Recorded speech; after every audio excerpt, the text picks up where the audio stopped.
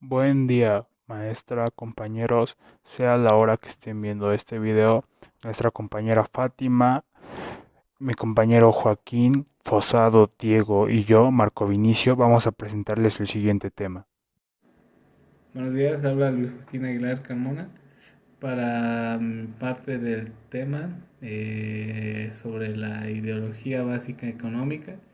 Pero bueno, vamos a explicar qué es, ¿no? Vamos a empezar explicando. Y bueno, que una ideología económica se distingue de la teoría económica por ser normativa. Pero sin embargo, teorías e ideologías se relacionan entre sí, ¿no? Y bueno, nuestra filosofía de vida afecta directamente a nuestras finanzas. Bueno, es la que nos guía para tomar las decisiones que tomamos y pues tener buen camino en nuestra actividad económica.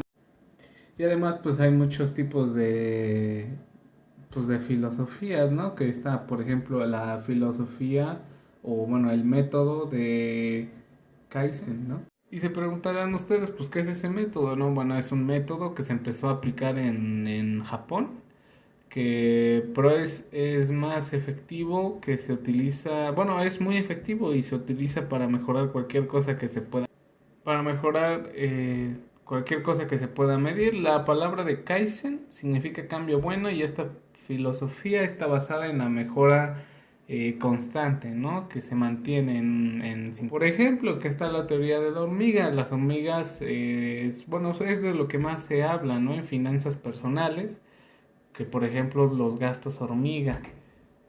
Muchos ya conocen los gastos hormiga. Y bueno, esos gastos son los que más se intentan exterminar para que no causen más daños en nuestra economía. Y así muchos y distintos casos de ideologías para poder tener pues buenas finanzas. Y pues en pocas palabras solo es para tener un buen sustento económico en tu empresa, negocio o simplemente manejar de buena manera tu dinero. Aristóteles fue un filósofo y un científico, nacido en Estagira, en la antigua Grecia. Este fue considerado uno de los padres de la filosofía occidental. Aristóteles describía la economía como los usos necesarios para tener una buena vida, pero este también decía que al tener un mayor número de bienes, de riquezas, de economía, por así llamarlo, también se podía hacer un mal uso de ella. De igual forma, Aristóteles creó la lógica. Él estudió política y la organización del Estado, de las cuales surgieron tres puntos importantes para él sobre las formas de administración pública, y estas son la democracia, la aristocracia y la monarquía. Para profundizar este tema, más adelante mi compañero Nava nos hablará de las aportaciones de Aristóteles. Las 10 aportaciones de Aristóteles a la ciencia y cultura. Las aportaciones de Aristóteles a la cultura y la ciencia fueron muy destacadas y aceptadas durante siglos. De hecho, su trabajo influyó en los grandes científicos que vivieron más tarde, incluyendo a Galileo y Newton. Como ustedes saben, Aristóteles es de los nombres más reconocidos entre los científicos y filósofos de la antigua Grecia, habiendo sido discípulo de Platón y gran maestro de Alejandro Magno. Nació en el año de 384 a.C. en la ciudad de Estagira, en la antigua Grecia. Las 10 aportaciones de Aristóteles que cambiaron el mundo y el conocimiento.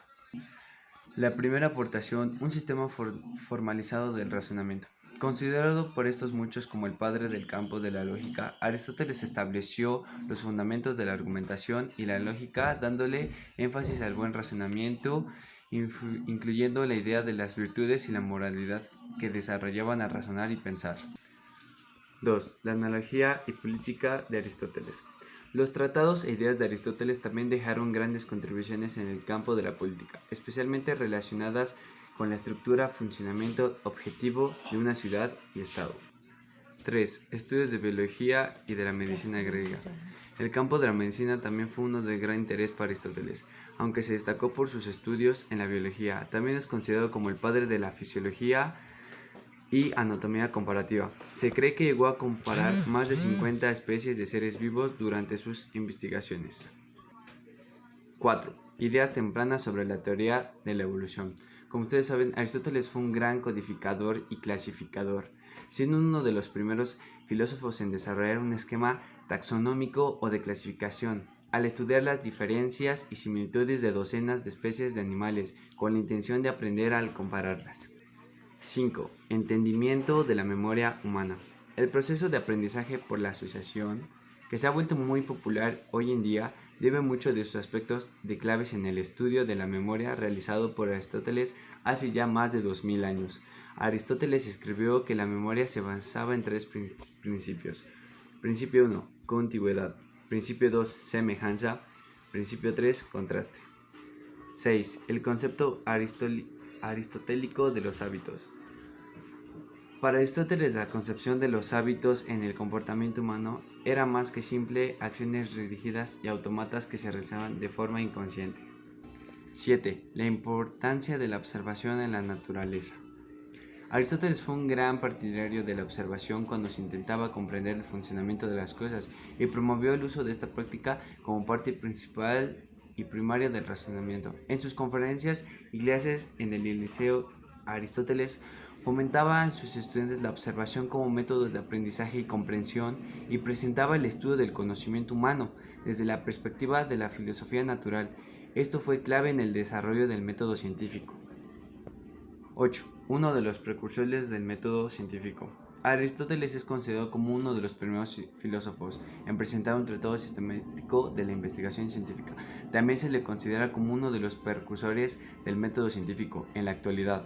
El método científico es considerado como raíz para la consideración y estudio de las nuevas ideas en el establecimiento de nuevas teorías. 9. La Tierra es una esfera. Aristóteles fue uno de los primeros en argumentar y probar que la Tierra tiene forma de esfera. En el año 350 a.C., Aristóteles usó varios razonamientos para probar que la Tierra era redonda. Primero, argumentó que la Tierra era una esfera debido a las diferentes constelaciones que se pueden ver en el cielo, alejarse cada vez más al ecuador, junto con la variación en sus tamaños. 10 y último concepto, conceptos de la física. Aristóteles examinó y documentó de forma muy amplia sus investigaciones y observaciones en el campo de la física.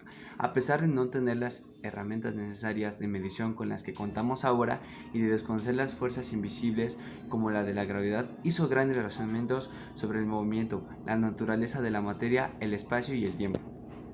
Buenas tardes, yo les voy a hablar de la filosofía de la administración según Platón. Primero que nada, ¿quién fue Platón? Platón fue un filósofo griego que nació en el año 427 y murió en el año 347 a.C. Él fue un seguidor de Sócrates.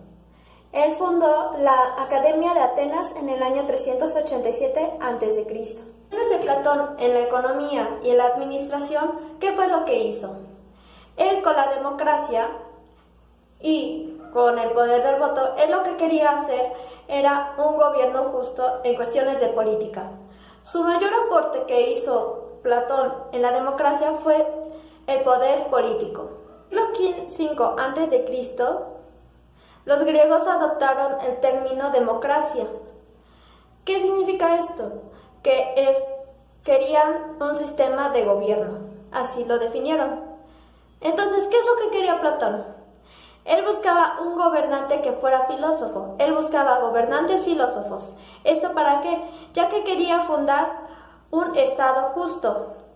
Las votaciones y el sistema de gobierno de la democracia en Grecia comenzaron en el año 399 a.C.